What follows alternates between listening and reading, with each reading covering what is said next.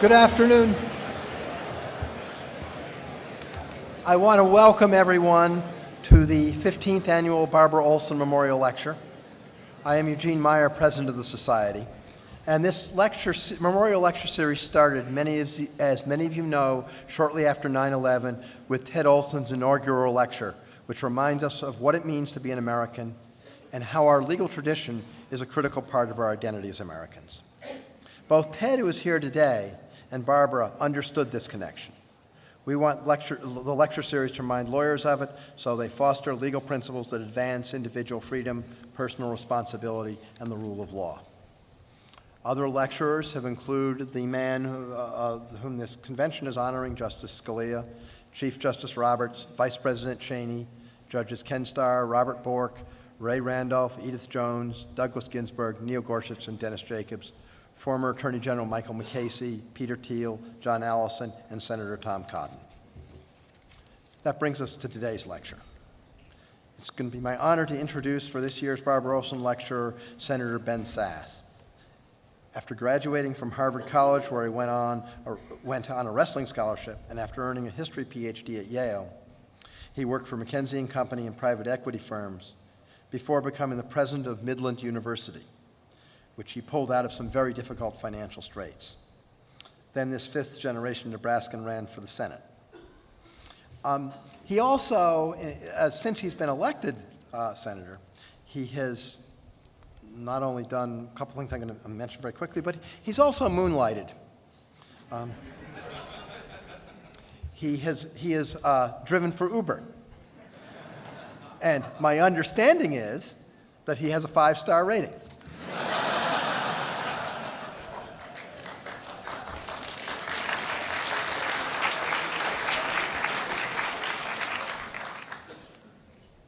But in addition to his bio and his Uber driving, I would add that Senator Sasse, despite his youth, exemplifies, as few in the Senate do, the idea our founders had for the Senate. Some wise heads who would be focused on the good of the country and who would look toward the ways in which our republic needed to meet the ever-adjusting challenges of governing a free people. I think the senator may have a little bit to say about that tonight, and I am honored to welcome him as our Barbara Olson lecturer. Senator Sasse?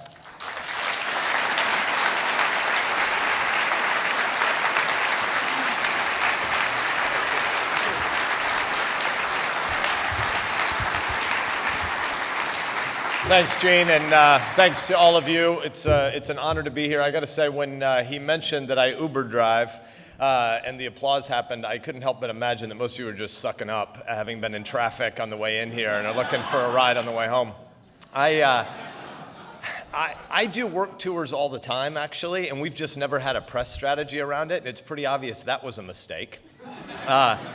I've had a brand that's been tied to the Republican presidential nominee a lot for the last 9 or 10 months, not something that I was intentionally seeking. And had I known that I could just drive Uber, I would have gotten out of the doghouse. That would have been a really helpful step to take. But for those of you who don't know, just for a minute, I want to talk tonight a little bit about why we shouldn't have Republican and Democratic categories on a whole bunch of the execution of law in the Article 2 branch. We shouldn't have Republican versus Democratic categories in judging. There are a whole bunch of places where we shouldn't have Republican and Democratic categories, so I don't want to assume that all of you are as market-oriented as I am, but I'm presuming that most of you are. One of the great things that I learned driving Uber this weekend, I do these work tours with Nebraskans for a bunch of reasons. One of them is that town halls, which I do a ton of as well, are not always totally representative of the public at large. The people who come to town halls tend to be a little more obsessively focused on politics and policy than the public in general. And so if you do a work tour, you get to be in a service posture toward people, you get to learn about different industries, but you also just get to talk to people in the course of their day-to-day life, and you learn things that are sometimes different than town hall meetings, which can be astroturfed. And so I do these town halls, but I also do them because I have 3 little kids. My daughters are 15 and 12. My son is 5. And I'm one of only 5 people in the Senate that's never been a politician before. That, as Gene mentioned, is maybe a good thing, some lay governance sense of Tocquevillian America again. But I'm the only guy, I think, in the Senate that does a family commute. And if you're the only one doing something, it probably means you're a naive rookie and you're kind of a fool. And I don't want to be away from my kids all day every week, but I also don't know where they would walk beans into tassel corn if we moved to Washington. So I live in Nebraska. I come back and forth every week, and I bring with me whichever kid mom is most sick of. So usually we alter between the 12 and 15-year-old girls. This week I have the 5-year-old son, and that's a whole new bag of worms to have running around the Senate. He is not bashful about trying to ask questions at committee hearings in the Senate. But when I do work tours at home, it's frankly a chance to make my kids suffer. Like, we go and we feed cattle at 5 in the morning, and I want them to have that sort of work ethic experience of having to get up and get out and do something when it's cold and you don't feel like doing it. Well, when I drove Uber this weekend, it's partly because I'm a nerd who's really interested in the disintermediation of different parts of the service economy, and I wanted to talk to the kinds of consumers of Uber product, but I also wanted to get to know other people who were driving for Uber. Little did I know, if you drive Uber on game day in Lincoln, which is what I did, you quickly find out that Uber has a market-oriented lever to make sure they have enough supply side for the bar district on weekend nights. If you throw up in an Uber, you will be charged $150. And this is because the contractor is driving his or her own vehicle. So I've learned a lot driving Uber that may seem like it's not directly relevant, but in certain ways, I think it is relevant to a little bit of what we want to talk about tonight. Before we do that, though, I want to say directly in front of 600 of his closest friends what a privilege it is to get to follow Ted Olson in this lecture by 15 years and to be able to be here celebrating Barbara. She was an incredibly special, thank you.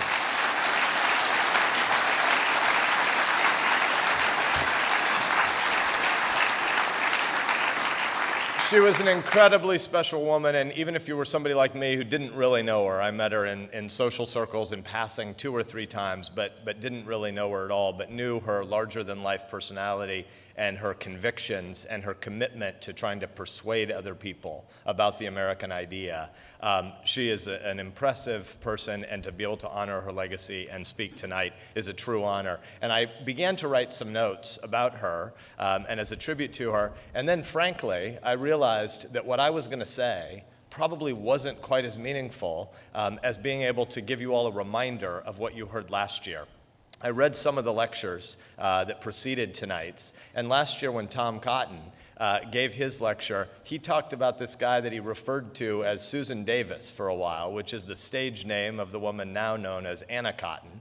And Anna Cotton is from West Point, Nebraska, about 30 minutes from where I live. It's one of the largest cattle counties in Nebraska. Nebraska is actually the largest cattle state in the Union, so take that, all you Texans. And Anna, when she got to the Cardozo Law School at Yeshiva University, she got there and found this institution called the Federalist Society. There was a chapter there that made a big impact on her life. And Tom, who like me barely knew Barbara, is married to a woman, and as he put it, the woman who's the mother of my son, and she was formatively shaped because of things and investments that people had made before, and that those people are you all. There are now 60,000 alums, I believe, of Federalist Society chapters over the course of the last, what would our math be now, 36 years, 35 years.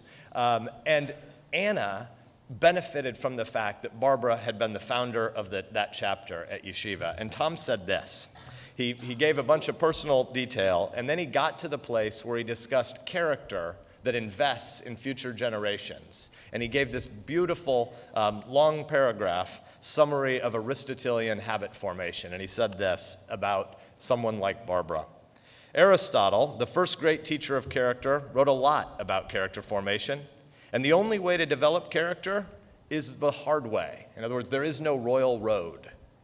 The way of making each choice each day for 1,000 days, and then for another 1,000 days, the way of listening to one's conscience when pleasure beckons or pain repels, or of developing one's judgment to see the good both in the circumstances immediately present and in the eternal truths. Aristotle teaches that true virtue isn't merely knowing the good, but doing it also, for he says, we are not studying in order to know what virtue is, but to in fact become good, for otherwise there would be no profit in this. The key to character development for Aristotle is practical wisdom, the ability to observe circumstances combined with knowledge and right principles to reach sound judgments in moral matters. It is the habitual exercise of practical wisdom in every situation that leads to virtue. But he says this as well: to do this to the right person, to the right extent, at the right time, with the right motive, and the right way, this is not for everyone, nor is it always easy, wherefore goodness is both rare and laudable and noble. Let us applaud the fact that that character was barbarous.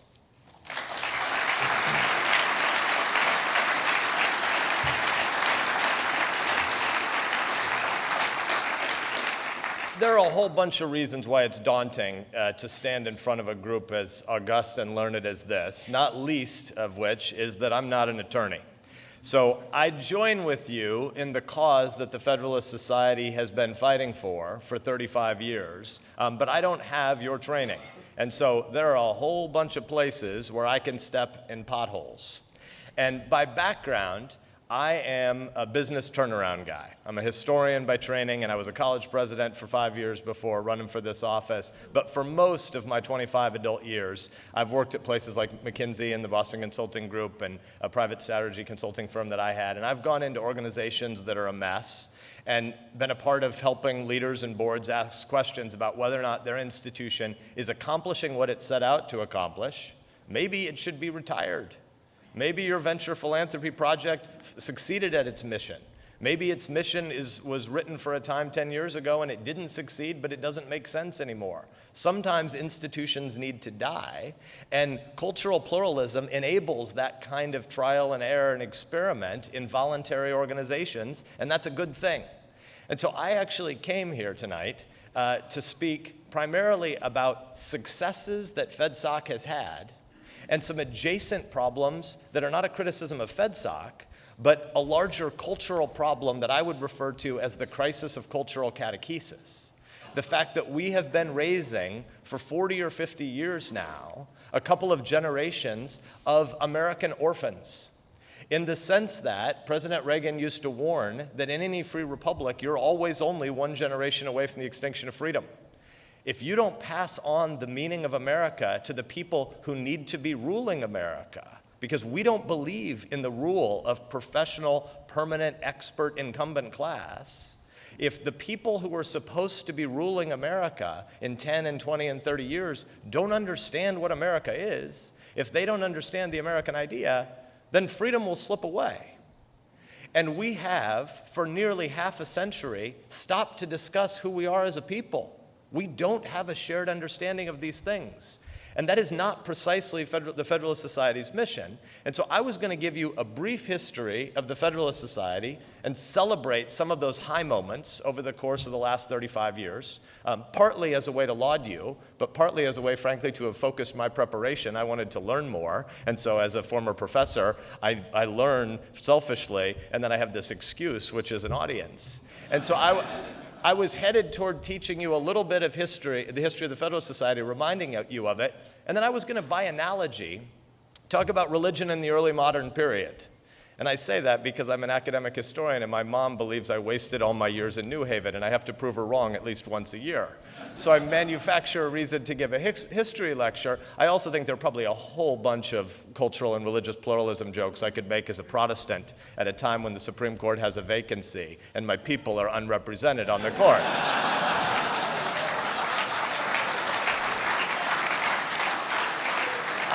I had a disparate impact joke, and I had an affirmative action joke, but I'm going to spare you all of that. But there's a really important thing that happened in the 10 years after the Reformation. And so the Reformation starts as an intellectual debate about how people are saved, and theologians are debating it, and they're debating it in Latin, and they're debating it in a specialized institution that is a hierarchical church. And yet, so 1517 to 1520, 21. And yet, by the 1570s and 1580s, there's a Reformation movement and a counter-Reformation Catholic movement that are both heavily involved with catechizing laity. and how you went from the one, an intellectual debate among clergy in Latin who have the same job in the same institution, to a mass movement relates to a moment in the 1527, 1528 period when Martin Luther, the father of the Reformation, 10 years in, had assumed the debates that he was having, especially since they were taken to the vernacular, were surely reaching the people.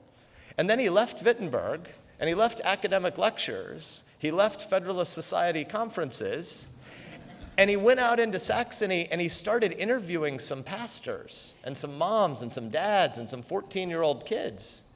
And he came to the conclusion that they don't have any idea what we're talking about. This movement is not actually penetrating. It's having political implications. It was sort of reordered. The world was being turned upside down in a whole bunch of ways about the people who might elect the next Holy Roman Emperor. But it wasn't reaching the masses. And so the catechism movement starts in 1528 and 1529. And what I had come to originally speak about was that. I was going to talk about the difference between the movement that you've been so successful at, the fact that before 1981 at Yale, and in 1982 at the conference that brought 200 law students from 20 law schools, in 1985 when General Mies addresses the ABA, and he talks about original intent, and then the debates that follow in the next 3 or 4 or 5 years that sort of migrate orthodoxy for most of you from original intent to original public meaning. And then all the jokes we get to have about how legislative history doesn't matter. And you go through this moment where we get to a place where think how stunning it is that when Justice Kagan is at her confirmation hearing before the Senate Judiciary Committee a couple years ago, and she proclaims we disagree with her about what she thinks she means when she says it. But it's a pretty stunning thing about the success, about the founders and the nurturers and the investors in this movement, that Justice Kagan would say, we are all originalists now. She said, we are all originalists now. Now, we don't think she really gets it. And yet, you can't just say that texts are irrelevant. That's an unbelievably interesting and fascinating thing. But as I was thinking about what I was going to say, I'll admit, my skepticism about the nominees of both of the parties over the course of the last 6 to 9 months didn't have anything to do with speculation about how the election would turn out. The concerns I had about executive restraint in both political parties, but I'll admit that I was surprised by the outcome last Tuesday night. And I realize that there are all sorts of new moments of opportunity because of this that aren't just because there are a bunch of policy preferences going to be advanced by President-elect Trump that I appreciate a lot more than the policy preferences that would have been advanced by Secretary Clinton, and not just because I think it's highly likely that his first nominee for the court will come from that list of 21. Those are two really great things. But I also think there might be a new moment of opportunity, and I'd like to explore with you a little bit tonight about what the opportunity for lay catechesis, for American citizenship, might be in the strange time into which we're now entering. But I didn't pivot what I'm going to talk about because I thought of that on my own. And here I'll admit a little bit of butterflies to say this. I'm pivoting what I'm going to talk about because of how many of you in this audience reached out to me yesterday or late last night or early today concerned about your own organization. What's it like to be the non-attorney giving the Barbara Olson lecture and then say, hey, by the way, you all need to do some serious introspection? You have two big and really important projects that are on the agenda for FedSoc and that you've talked about. You've talked about the Article 1 project, and you've talked about regulatory reform. And you've got a standing mission to serve as gatekeepers of the kinds of people who should be on the federal bench. In all sorts of fundamental ways, you are about advancing an organization that teaches at law schools across the country, where not a lot of other people are advancing this vision, a founder's understanding of separation of powers, of limited government, of checks and balances. These are beautiful things that our people do not understand. Right now, current polling data shows that 41% of Americans under age 35, 41% of Americans under age 35 think the First Amendment is dangerous. because you might use your freedom of speech to say something that would hurt someone else's feelings. That's actually quite the point of America.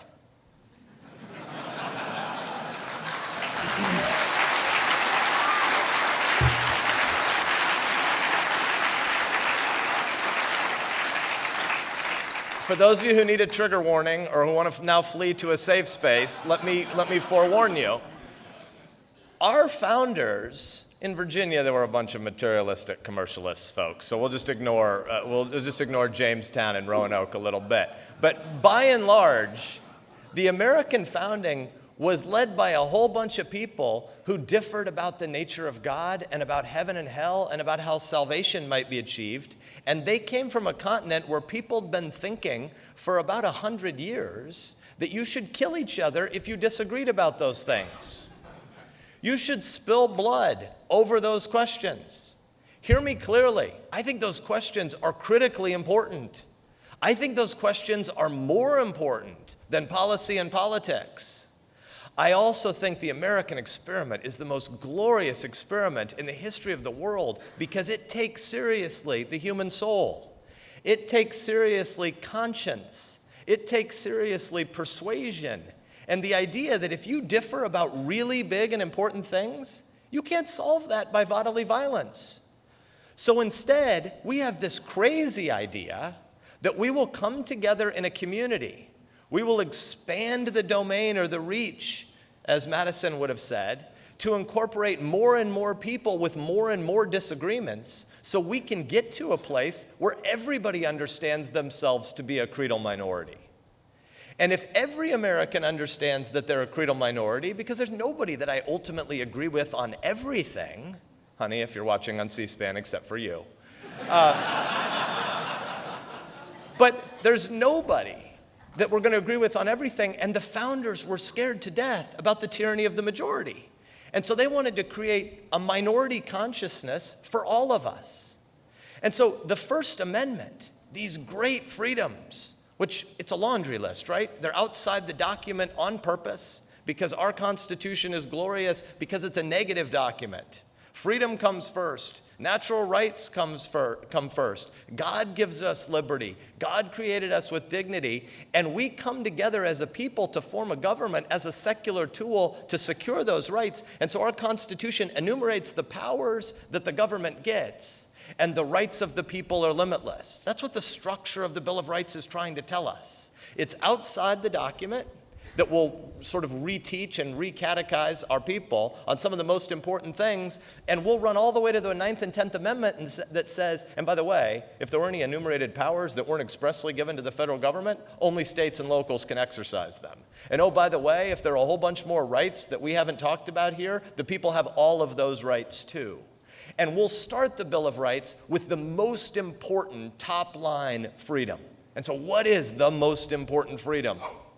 And the First Amendment, it's a dog's breakfast. It's religion, and it's speech, and it's press, and it's assembly, and it's the right of redress of grievances. And that means that all of you that sort of sold out on the cause and became lobbyists, you're still an important part of the First Amendment of our Bill of Rights. And so let's hear it from the lobbyists.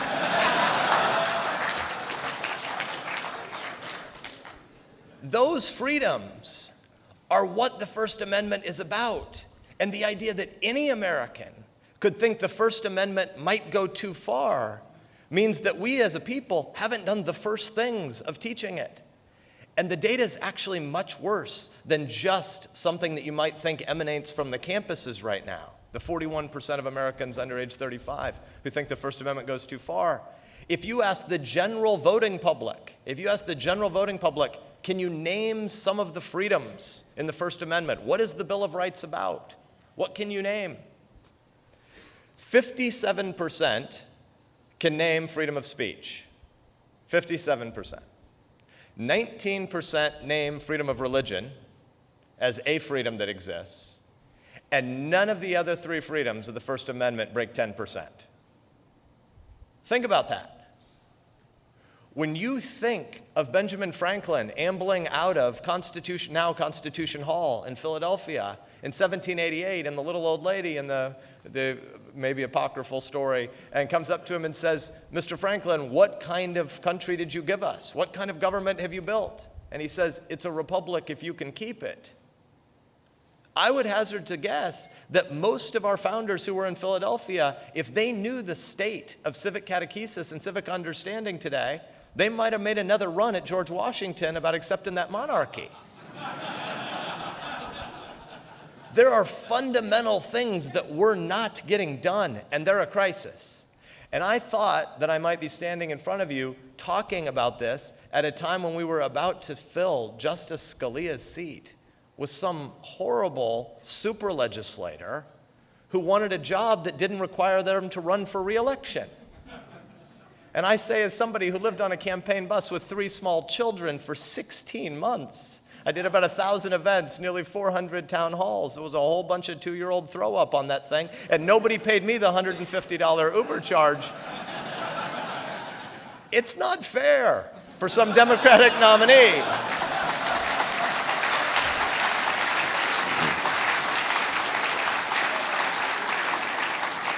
to go and try and make law on the court without having to stand before the people for re-election. But the real reason it's not fair is because the people are supposed to rule.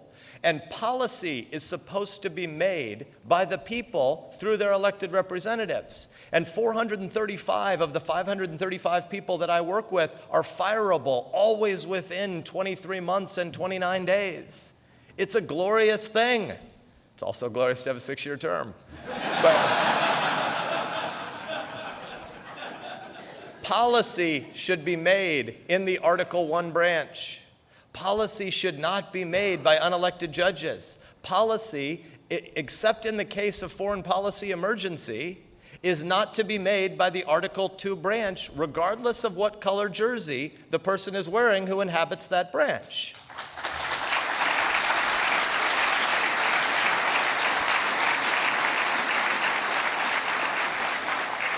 Some of you know the Waters of the U.S. rule of the EPA, and essentially it's just a bunch of postmodern mumbo-jumbo that says in the Clean Water Act, when it says there's an intra-state distinction, we at the EPA would rather have lots more powers, and so we will obliterate the distinction between inter and intra-state. In the county in which I live, in Nebraska, my county supervisors can't make their own decisions about road widening projects along a 2-lane county road that has a man-made ditch next to it that is usually dry, and when it has water, the only water comes from a center pivot irrigation system that the farmer has erected there, because that is supposedly an interstate navigable waterway, and the EPA's reach now extends there. That is laughably absurd. I want to take a crane and put a speedboat in that ditch and have my kids stand behind it, and I want to film a YouTube video of them crying that the skiing isn't working so well, and I want to talk to the EPA administrator about how she can fix my problem. And I was traveling Nebraska last summer as the WOTUS rule was about to be finalized, and a rancher who was, a larger-than-life Marlboro man, and he was angry about the Waters of the U.S. rule, and I was completely aligned with him on the issue, and yet I still thought I might somehow die from this encounter. And finally, he goes from anger to resignation, and he pivots and he says, "You know what? I'm not just mad about this rule. You know what I'm really mad about?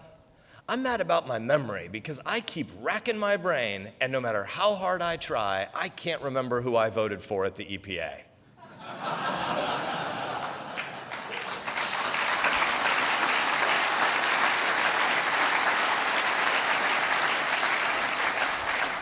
I've heard readout from some of your CFPB panel today, and I think that King Richard should be fired. That's my personal view.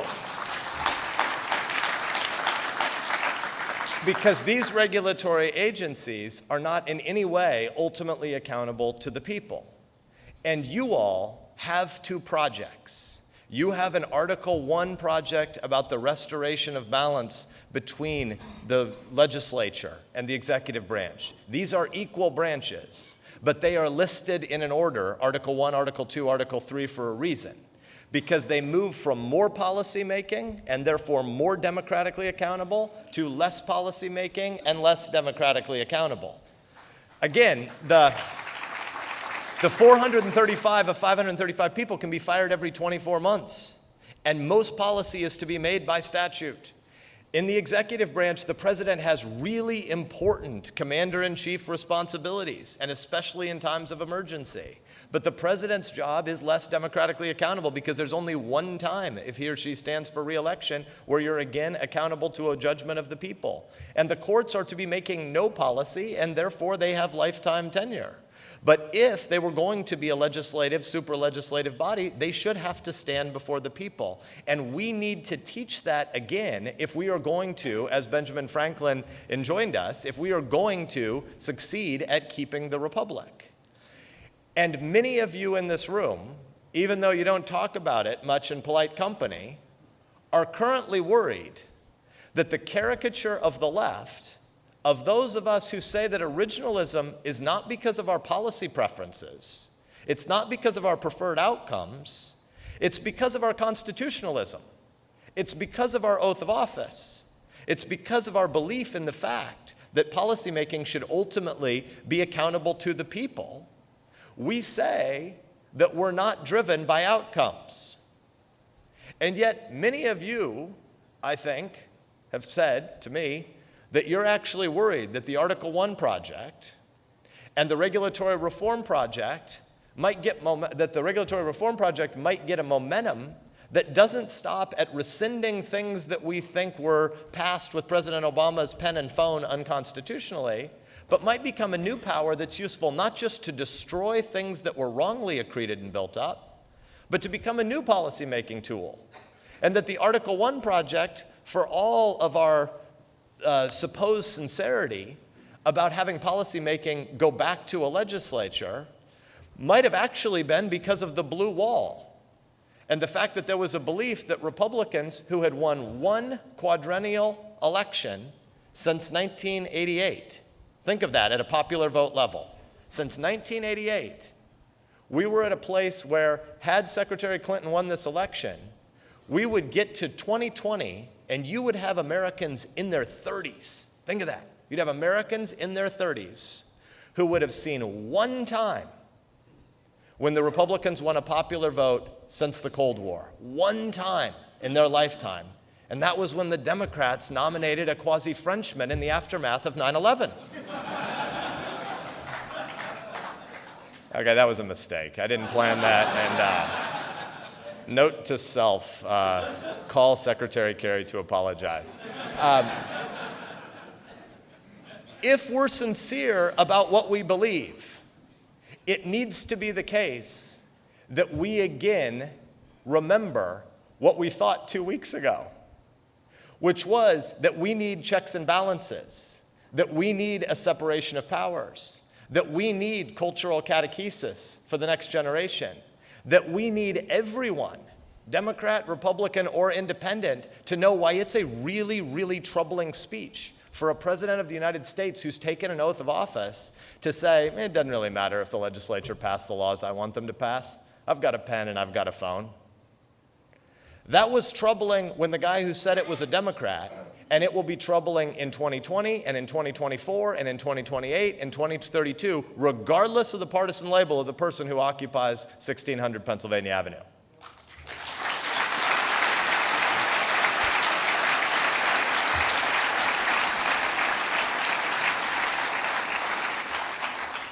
Here's the opportunity of the moment, though. The opportunity of the moment is, just as Madison envisioned a time where every American should think of themselves as a creedal minority and should go and want to defend other creedal minorities, no American should naturally aspire to be a part of some majoritarian coalition that wants to grow Washington and shrink the Tocquevillian centers of America where life is actually lived. The American impulse is to want to see those little platoons and to see the families and to see the Rotary clubs and to see the churches and the synagogues and to see, as Tocqueville thought of it, as the Rotary Club, as the center of American life. When Tocqueville came here, remember, he was coming in the 1830s as essentially a travel reporter. Our kids know the birth date of America as July 4th, 1776, and we all think of this republic as having really been inaugurated effectively in 1788 or 1789. But Europeans at that time, they still saw us as religious zealots on the frontier of the earth, and that the British had just been distracted by having a drunk, crazy king, Hessian soldiers from Germany who didn't really want to fight much for their mercenary wages when it got hard, and distraction of battles with France. It isn't really until the War of 1812 that Brits and Europeans come to think of us as truly independent. And so we win our independence in their mind in the 18-teens for cultural pluralist and religious zealotry reasons, for ideological reasons, for intellectual reasons, for philosophical reasons. Think about Margaret Thatcher's great line that European nations are born of history, but America is the only nation born of philosophy. By the 1830s, there is a thriving economy here. There is a market revolution. There's a putting out revolution in the way goods are being produced in more specialized ways. There's a canal revolution. There's the proto-railroad revolution coming. And Europeans can't make any sense of why this is happening. And so Tocqueville essentially comes here as a travel reporter to write back and explain to Europeans why this is such a glorious, dynamic place, not just with religious and cultural liberties, but with economic vitality. And he says, well, if you have a better economy than our countries in Europe, it must be because you have better bureaucrats. And so he comes to Washington, D.C. because he's going to find the meaning of American dynamism, and he's sure that it must exist in the centers of power. It must exist in the capital. And he gets here and he says, actually, Washington, D.C. is a swamp with a whole bunch of people that aren't that creative. Not a lot has changed. And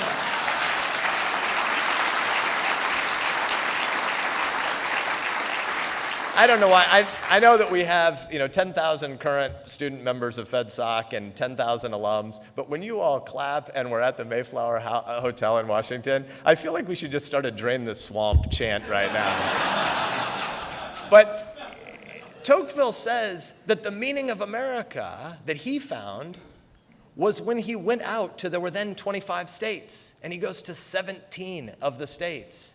And he says, I found the meaning of America. It's the Rotary Club. We Europeans had this idea that there's a continuum between isolated individualism and state-run collectivism. These Americans believe this crazy, glorious thing. These Americans actually believe in community. It isn't the case, Barney Frank, that government is just another word for those things we choose to do together. Government is another word for coercion. There's some coercion that's necessary. Government has important responsibilities. We are not anarchists. But community is the word for things we choose to do together. Voluntarism and persuasion are the words that show how American community is formed. Because if you want to persuade someone to marry you, if you want them to join your synagogue or your church, if you want them to buy your product, you don't go supplicate at the king and his court and try to get a charter to be the monopoly provider of that good or service. You go and build a better mousetrap and you learn how to sell it. You go on Shark Tank. And when we say the first institutions of American life are in the private sector, not in the public sector, we're not just talking about capitalism, though we are talking about that, but we're talking about not-for-profit ventures. We're talking about social philanthropy. And Tocqueville says we're talking about the Rotary Club. We're talking about blood, sweat, and tears of neighbors. People who actually believe they're trying to live out a life of gratitude by serving the people who live next door to them, who will actually give their lives texture and meaning in all the ways that the Aristotle quote we read at the beginning said. All of the things that actually define happiness are driven by your family and your friends and your work and your belief system that you wrestle through with the people you actually know. Washington exists. This is the American idea. Washington exists to provide a framework for ordered liberty, not to root out dissent and disagreement, not to try to squash down on the difference of opinion we have, but rather to allow 1,000 flowers to bloom and allow people to try to persuade their neighbors. And if we believe those things, then we want to do everything possible to take any occasion to teach the next generation that we aren't really about power. We're about a framework for ordered liberty so that love and persuasion in their communities is where they can live lives that truly flourish. And if we believe those things, we'd look for any opportunity to do that teaching. And we were scared that we were going to have to do that teaching at a time when the political culture and the balance on the court would have drifted more and more toward a Washington-centric view of the world. We have a new opportunity. And many of you in this room will have special opportunities because many of you are about to go and serve our president-elect, and you will be trying to do the very important work of helping him ably and dutifully pass the laws that have been passed by the Congress, and to be prepared to be commander-in-chief all the time, but especially in times of crisis and emergency. And you will be raising your hands and swearing an oath to limited government. And when you swear that oath, you're about the project of continuing to depoliticize American life, because that's what originalism was really about. We were trying to depoliticize the policy preferences of those who were unelected and serving in the administration of justice on the courts. Regulatory reform is about depoliticizing the execution of many complicated statutes. The attack on political correctness that did get a big vote of confidence in this election that all of us should be a part of is about depoliticizing conversation so that people can wrestle through real ideas instead of having to always be afraid of faux outrage about the fact that a lot of really complicated issues in life don't lend themselves to a 140-character tweet. Federalism that we'd like to see recovered is about depoliticizing the fact that many governance decisions that do need to be made by compulsion should be made across 50 laboratories of democracy so it can be closer to the people, so that you can have an experiment with what works and what doesn't work. Nebraska and Vermont, we have different people. We have different values. We have different problems. We have very different topography. We're going to feed the world, and they're going to make some really good ice cream. But we shouldn't try. And everybody from Burlington, it's a huge FedSoc chapter. I would love to buy you a steak afterwards. We shouldn't try to solve every problem as the Waters of the U.S. rule does. There are important interstate environmental and water issues that need to be solved in Washington, D.C. But every decision that doesn't have to be solved in Washington, D.C. should be driven back to the states. And so I'd like to close by having you think about when Tocqueville was coming here, what public discourse looked like in the form of school books and in the form of public art to make sure that kids understood what came next. Think about, for those of you who've spent any time in Annapolis, think about what it meant when General Washington, in December of 1783, resigned his commission in Maryland, at the Maryland Senate, because the Continental Congress had been meeting there. And he came and he resigned his commission. And that famous painting that still sits in Annapolis of President Washington, then General Washington, resigning his commission, that came out in 1824. Right up the street in Baltimore, the Washington Monument of Baltimore. When we hear Washington Monument, we think of the one just a mile from us here, the 555-foot statue tower that exists here. But the one in Baltimore is actually quite a bit more interesting, because what did he say? What is on the top? For those of you who've ever been to the Mount Vernon neighborhood in Baltimore, and there's this 180-foot tower, and there's a 15-foot George Washington at the top. What is the artist trying to say with that piece of art? He has Washington wearing a Roman toga, and he's laying down his commission. It is the scene that happened in Annapolis when Washington resigned his commission in 1783, and he's handing back the scroll, but he's wearing a Roman toga. Why? Because they knew the story of Cincinnatus. They knew the dangers of Caesarism. They knew that when this guy, whose term as consul was over, and he went back to growing cabbage, or whatever forsaken vegetable it was, and they came to get him and they said, "Will you be dictator?" Their law allowed for a 6-month dictator. This was a legitimate calling. And so he accepted the calling, and he came back and he took up near limitless power, ostensibly for 6 months. They won the battle in 2 weeks. And Cincinnatus resigns his commission and tries to go back home. And the people say, no, you should become dictator. And he says, no, that's not the law. And they said, but no one would oppose it. You just had this glorious military victory. You did it in 2 weeks. No one will oppose you. And he says, no, we are a republic. And in a republic, we follow laws. And he goes back home.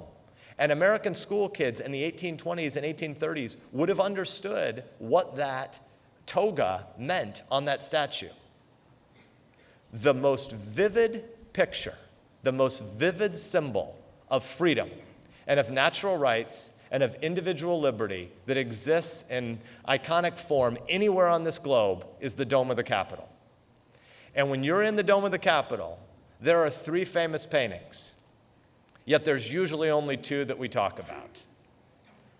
There is the committee drafting the Declaration of Independence, and there is the surrender of the British at Yorktown. And both of these paintings are filled with drama. You can hear the trumpets and the drumbeat as you look at them. The world has been turned upside down. They're filled with drama. And yet there's a third painting, and it is ridiculously humble and boring. It is a hand with a scroll. And that hand with a scroll is to shout out to the American people that it isn't about this city. It isn't about the powerful. It is about the fact that we believe in a republic of laws and of limited government where those who serve in power want to embrace restraint. They want to embrace judicial restraint.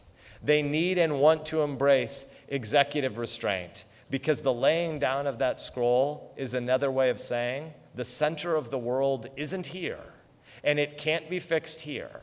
It will be fixed in the communities where our people come from and where the meaning of America is passed on to the next generation.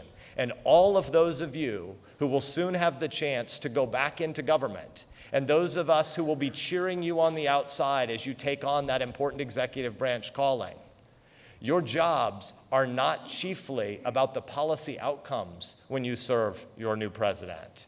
Your job is about the administration of justice because the checks and balances that you believed in 2 weeks ago and that FedSoc was founded about 35 years ago are not just your new callings when you take the oath, but you have this special new catechetical opportunity.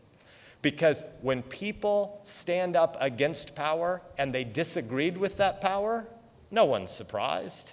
They all expected that. What's glorious is when people believe in limited government and restraint when we are the ones in power. And we now have the opportunity to model that restraint. Thank you.